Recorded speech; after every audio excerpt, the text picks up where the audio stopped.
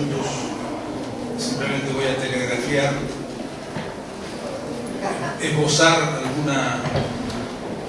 algunas ideas en torno al tema.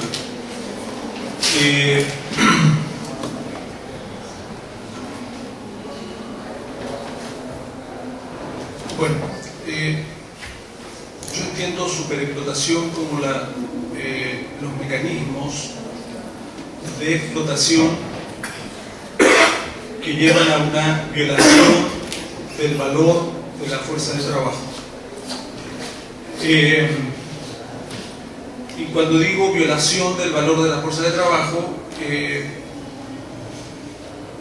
remito a su expresión en tanto precio también.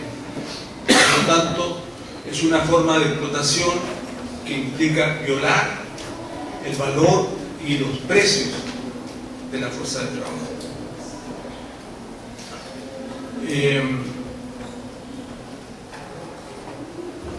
Implica una forma de incrementar la masa de valor que el capital se apropia como forma de compensar las transferencias de valor que realiza hacia el mundo imperial, redoblando, atentando contra el fondo de vida y atentando contra el fondo de consumo de los trabajadores. Por lo tanto, es una forma de incremento de la masa de valor sobre la base de una apropiación por parte del capital del fondo de vida y del fondo de consumo. ¿Qué quiere decir fondo de vida y fondo de consumo? Existen dos mecanismos operantes en el valor de la fuerza de trabajo: un valor total y un valor diario. El valor total de la fuerza de trabajo considera los años de vida útil y los años de vida sin más, de vida que un ser humano va a poseer de acuerdo a las condiciones históricas y al tiempo histórico en el cual está viviendo. Si hubiera que operacionalizarlo, podríamos hablar de la esperanza de vida que en una sociedad se alcanza porque la salud, porque la alimentación, porque las vacunas, etcétera, etcétera, permiten que la gente viva más tiempo. Eso sería el fondo de vida, de una manera operacionalizada en una forma rápida. El valor diario estaría marcado, bueno, y eso implica un tiempo de vida útil de los trabajadores, un tiempo de vida útil donde los trabajadores se van a presentar en el mercado de trabajo a vender su capacidad de trabajar en condiciones adecuadas.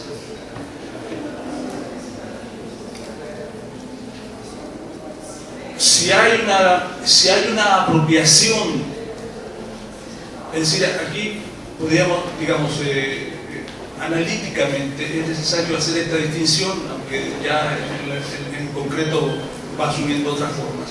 Analíticamente podríamos decir, el capital tiene formas de superexplotación, donde se viola el valor total de vida útil y de vida de un trabajador, se apropia de años futuros de vida el día de hoy sin que tengan una compensación adecuada, o el capital se apropia inmediatamente a la compra-venta de la fuerza de trabajo, se apropia del fondo de consumo de ese trabajador y lo traslada al fondo de acumulación del capital. Dos mecanismos de apropiarse de valor que atenta contra las condiciones de reproducción de la fuerza de trabajo. Atenta contra las condiciones de reproducción de la fuerza de trabajo. La segunda cosa que me importaría destacar es la siguiente. La mercancía fuerza de trabajo reposa en la corporeidad viva de los trabajadores. Es decir, la mercancía fuerza de trabajo reposa en nuestro cuerpo, en nuestros músculos, en nuestros cerebros, en nuestros huesos, en nuestros nervios, en la corporeidad viva de un ser humano. Por lo tanto, todo lo que le pase a esa mercancía llamada fuerza de trabajo nos pasa a los trabajadores. No es algo que le pase a la mercancía y los trabajadores quedamos sin consecuencias. Todo lo que le pase a esa mercancía, por lo tanto todo lo que le pase a la fuerza de trabajo nos pasa a nosotros. Porque no hay forma de una separación entre la corporeidad nuestra y la fuerza de trabajo.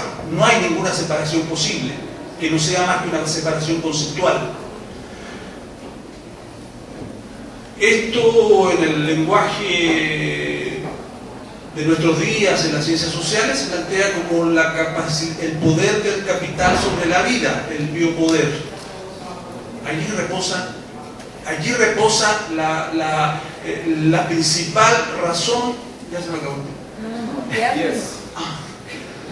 Allí reposa la principal razón de la capacidad que tiene el capital de apropiarse de la vida. En esa situación específica, de la estrecha imbricación que hay entre fuerza de trabajo y corporeidad viva del ser humano. Un tercer punto. Con el desarrollo del capitalismo, porque el capitalismo es un proyecto civilizatorio.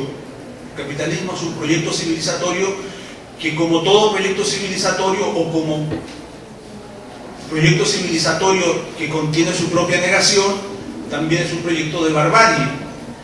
Pero en tanto proyecto civilizatorio, el capitalismo va, en la medida en que se produce una elevación de la productividad en la masa, en la producción de determinados bienes y de determinados valores de uso, esos valores de uso pueden pasar a formar parte de la canasta de consumo básico y que pasan a formar parte del valor de la fuerza de trabajo. Un televisor, un refrigerador, a comienzos del siglo XX era impensable, primero porque no había televisión y tampoco se había desarrollado la refrigeración. Pero a fines del siglo XX es evidente que estos valores de uso, llamados refrigerador y televisor, no solo se han convertido en productos desarrollados por la ciencia y la tecnología y por lo tanto en valores, en mercancías disponibles, sino que se han incorporado al consumo de la población trabajadora. Y se han incorporado al consumo de la población trabajadora como valores de uso necesarios por las propias condiciones del trabajo. Hay que tener un refrigerador para que la leche no se eche a perder, porque la leche se compra y puede aguantar para 2 o 3 días, y etcétera, etcétera. Hay que tener un televisor porque un televisor forma parte en este nivel de desarrollo del capitalismo y de desarrollo de la sociabilidad, de la vida social. Hay que tener un televisor porque se puede ver partidos de fútbol y se puede conversar en la fábrica con los amigos o con los vecinos o con los del barrio de un partido de fútbol o de la telenovela. Forma parte de la sociabilidad imperante, no es ningún lujo, forma parte de la necesidad del capital de crear una sociabilidad a partir de estos elementos. Entonces, hay una tendencia en la medida en que se desarrolla el capitalismo a que el valor de la fuerza de trabajo se vaya incrementando, porque va incorporando mayor cantidad de valores de uso a la canasta básica de un trabajador en el siglo XX distinta a la canasta de un trabajador en el siglo XIX. Pero el desarrollo de la productividad hace posible que el valor de los refrigeradores y el valor de los televisores se vaya abaratando en la medida en que cada vez se aplican mayores conocimientos a su producción. Entonces, la tendencia a la elevación del valor de la fuerza de trabajo por el incremento de valores de uso que se incorporan a la canasta básica de un trabajador, se ve contrarrestada esa tendencia a elevar el valor por la tendencia que lleva a que la elevación de la productividad en la producción de esos bienes provoque que el precio y el valor de esos productos se abarate, y por lo tanto hay una tendencia en constante tensión entre aquello que apunta a elevar el valor de la fuerza de trabajo, aquello que apunta a llevarla hacia abajo. Lo cuarto que quiero plantear, el salario, y aquí tendría que decir que hay juicios en el propio Capital, en Marx, que afirmarían lo contrario, y yo estaría opinando en sentido distinto a lo que en esos lugares Marx estaría formulando. El salario corresponde al valor de la fuerza de trabajo individual. No hay un salario familiar de valor de la fuerza de trabajo. ¿Por qué señalo esto? Porque el hecho de que se incorporen las mujeres al mercado de trabajo no significa, por lo tanto, que ahora el salario que significa, vamos a suponer, el salario que significa el valor de la fuerza de trabajo, ahora va a estar repartido entre lo que gana la mujer y lo que gana el hombre. Es decir, Marx no está haciendo una mitificación de la familia burguesa. Por lo tanto, el salario de la mujer debe corresponder lo necesario para reproducirse ella y si tiene hijos, y el salario del hombre debe ser suficiente para reproducirse él y si tiene hijos. Y por lo tanto no puede haber una idea de que el salario se compone, por lo tanto, del trabajo de la mujer, del trabajo del hombre, y mejor todavía si se pone a trabajar a los hijos, aunque sean niños.